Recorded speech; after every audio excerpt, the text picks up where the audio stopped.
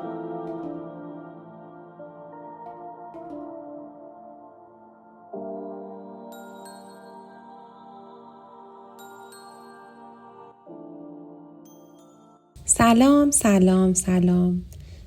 دوستان عزیزم.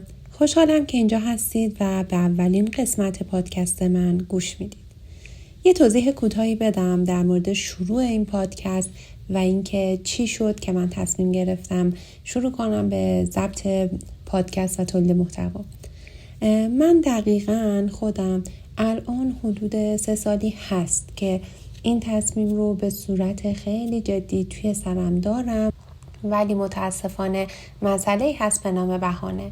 هر بار که اومدم شروع کنم فکر کردم که خب چرا من باید شروع کنم و اینکه خیلی کسایی هستن که بهتر از منن تو این زمینه و خیلی کسایی هستن که صدای بهتری دارن، شرایط ضبط صدای بهتری دارن. خب به هر حال امکانات ضبط صدا هست و هر بار بهانه آوردم و امروز به این فکر کردم که چقدر خوبه که خودم این بهانه آوردن رو کنار بذارم و شروع بکنم به ضبط اولین اپیزود از پادکستم. این پادکست که من دارم شروع میکنم هنوز مسیر و موضوع قطعی و مشخصی رو بر سر نظر نگرفتم.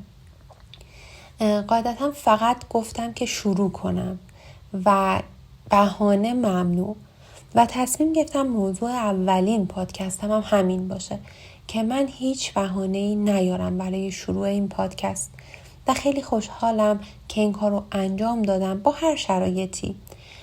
تصمیم گرفتم اینجا واقعا خودم باشم و توی هیچ چیزی اغراق نکنم و شرایطی که هست، مسائلی که هست رو بپذیرم و همینجوری ادامه بدم. به هر حال هستند کسایی که دوست داشته باشن صدای واقعی، خود واقعی رو از فرد بشنون، چون پادکست تنها چیزیه که خیلی به ما نزدیکه، چون ما هر روز تو هر تایم آزادی ترجیح میدیم به جای صدای اطراف یه پادکستی گوش بدیم، به هر حال آموزنده باشه و خب حالا موارد دیگه. این پادکست من موضوعش هست بهانه ممنوع و تصمیم گرفتم اسم پادکستم هم در واقع چنلم رو بذارم صدای بهار. حالا شما برای کارهایی که باید میکردید تا به حال شده که کلی بهونه بیارید؟ مثلا میگم وقت ندارم، نمیتونم درگیر این مسئله بشم، استعداد این کار رو ندارم، الان حوصله درس خوندن ندارم، الان حوصله بیرون رفتن ندارم، خرید کردن و خیلی بهانه های دیگه. الان هم که خب به هر حال انقدر مشغله های فکری زیاده که ممکنه ما این بهانه ها رو هر روز بیشتر بکنیم. مسئله اینجاست، بهونه ها همیشه باعث میشن که از کارهای مهم حتی کوچیکمون فرار کنیم. ولی خب چرا اینطور میشه؟ آیا واقعاً بهونه هایی که ما داریم واقعی هستن؟ ببینید کلاً باید بدونیم که بهونه ها از کجا میان. خب خیلی وقتا بهونه ها چیزی جز ترسای خودمون نیستن. شاید از شکست خوردن میترسیم یا فکر میکنیم وقتی همه شرایط ایدئال نباشه بهتر اصلا اون کار رو شروع نکنیم. دقیقاً مثل کاری که من توی این 3 سال کردم و هیچ وقت تصمیم نگرفتم شروع بکنم، چون همیشه خواستم همه چی ایدئال باشه، همه چی اوکی باشه و هیچ وقت شروع نکردم.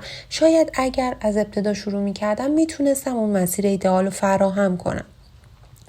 یا ما یه پروژه میخوایم شروع بکنیم میگیم نه این کار خیلی بزرگه، اصلا وقت نمیکنم. یا حتی وقتی تصمیم میگیریم یه تغییری توی زندگیمون بدیم، به جای شروع 1000 تا دلیل واسش میاریم، بعد دلایل قانع کننده ها، این که واقعا قانع میشیم و میگیم اوکی حق داری که این بهونه رو بیاری و شروع نکنیم. واقعیتش اینه که بیشتر وقتها بهانه ها چیزی جز تردیدهای خودمون نیستن. ممکنه از اینکه کاریو شروع بکنیم یا اینکه اصلا به اون هدف برسیم حتی بترسیم، برای همین از همون ابتدا شروع و به عقب میندازیم. دلایلی مثل ورزش نکردن، کتاب نخوندن، رژیم نگرفتن، کلاس نرفتن، درس هر چیز دیگه ای. و خودمونم میدونیم که این موارد همه کلیشه‌ایه. یعنی اینکه خب ممکنه بگن که درس بخونید، ورزش کنید، بر خودتون برنامه‌ریزی بکنید، ولی نه، ببین همه اینها باید یه دلیل داخلی داشته باشه از طرف خودمون. ما باید ببینیم خودمون با خودمون چندیم که میخوایم شروع بکنیم این کار رو، شروع بکنیم درس خوندن رو، شروع بکنیم اراده رو. اینها همش کلیشه‌ایه به نظر من. ممکنه کسی مثل من 3 سال درگیر این باشه که یه موضوع شروع بکنه یا نه، حتی به خودش اجازه نده که با کسی در موردش حرف بزنه، با صدای درون خودش صحبت کنه، با صدای درون خودش بهونه بیاره، دلیل بیاره، منطق بیاره و اون کار رو توی خودش به پایان برسونه. دقیقاً کاری که خود من کردم. خب ما هر بار که میایم یه دلیلی پیدا بکنیم برای شروع نکردن یه چیزی که میخوایم، این دقیقاً همون جاییه که بهونه وارد میشه. حالا چرا بهونه آوردن انقدر راحته؟ بهونه آوردن میتونه خیلی راحت حتی به یکی از عادتهای ما تبدیل شه. هممون روزایی داریم که اسم میکنیم هیچ انرژی برای شروع کار نداریم، به خودمون میگیم خب بعداً شروع میکنیم، حالا اوکیه. اون بدن ما هیچ وقت نمیاد. این داستان ادامه پیدا میکنه. چرا؟ چون خیلی وقتا به خودمون نمیگیم چرا من واقعا نمیخوام این کار رو شروع بکنم. به جاش میایم میپرسیم از خودمون، ولی به جاش میایم یه دلیل قانع کننده فوری برای خودمون میاریم و اون موضوع رو تمومش میکنیم، خودمون رو قانع میکنیم. پس بدونیم این فقط یه راه فرار برای مواجهه با اون ترس، اون اضطراب، اون کاری که باید انجام بدیم.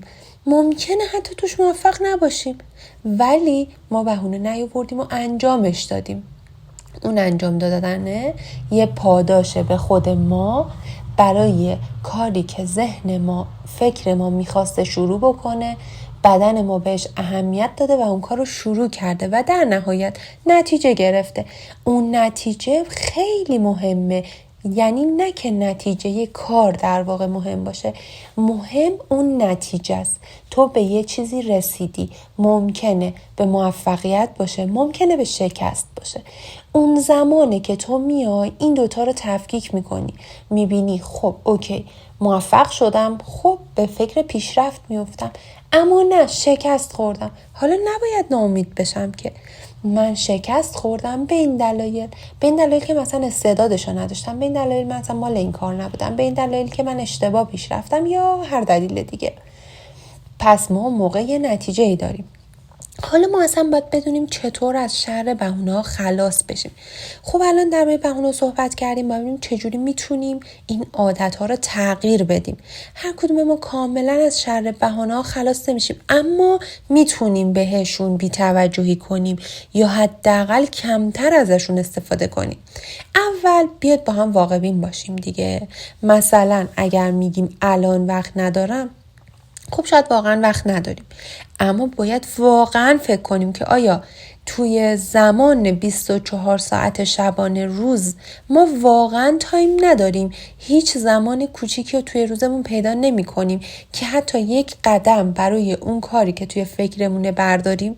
حتی 10 دقیقه. ببین ممکنه هر 10 دقیقه‌ای که برای اون کاری که میخوای انجام بدی قدم برداری، به مرور زمان بشه قدم‌های خیلی بزرگ. درسته اینا کلیشه‌ایه، ولی ما میخوایم اینو یه جور خیلی ساده برای خودمون هضم کنیم که زمانی که ذهن ما میاد بهونه بیاره، ما اصلا بهش اهمیتی ندیم.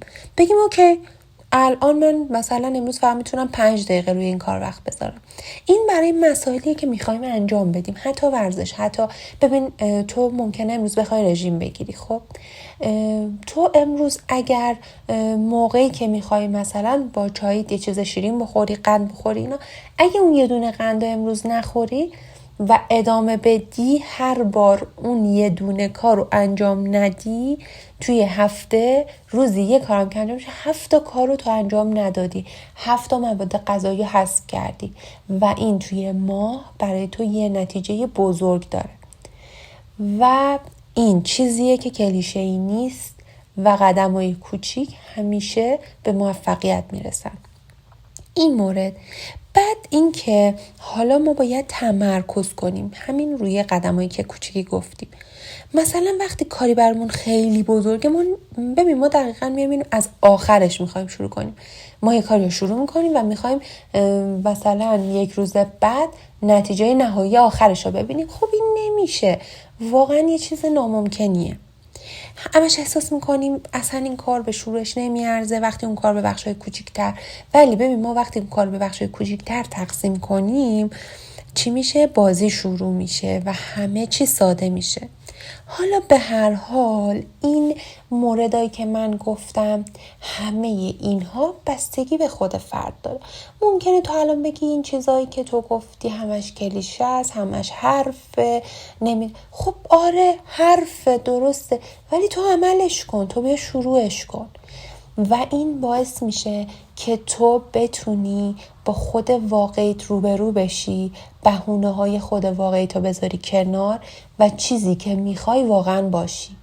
تو میخوای ببین وقتی که ذهنت سمت یه چیزی رفته و تو به یه چیزی فکر کردی، دقیقاً اون زمانیه که تو بدنت، فکرت، ذهنت، آگاهیت به اون چیز نیاز داشته. پس اون چیز رو توی تو دیده که تو توان انجامش رو داری و اون رو توی فکر تو انداخته و تو حالا باید چی کار کنی؟ باید بیای همه این موردهایی که گفتم جمع‌بندی کنی، برای خودت کارت رو تقسیم بندی کنی و شروع کنی. اصلا نه حوصله نداری، وقتشو نداری، شرایطشو نداری، حالا بشینی برنامه‌ریزی کنی، آدمش نیستی، اشکالی نداره. خب تو بیا همین امروز که این پادکست رو گوش دادی اول فکر کن ببین چه چیزی برات فرصت‌تر، واجب‌تر میخوای انجام بدی. یکی درس خوندن براش مهمه، یکی پیشرفت تو کارش، یکی زبان خوندن، یکی رژیمه، یکی هر چیزی میتونه باشه. فقط یه موضوعی رو داشته باشی برای شروع، چیزی که خیلی وقتا هست رفته رو مخت و واقعا همیشه خودتو به خاطر سرزنش کردی، به خاطر شروع نکردنش.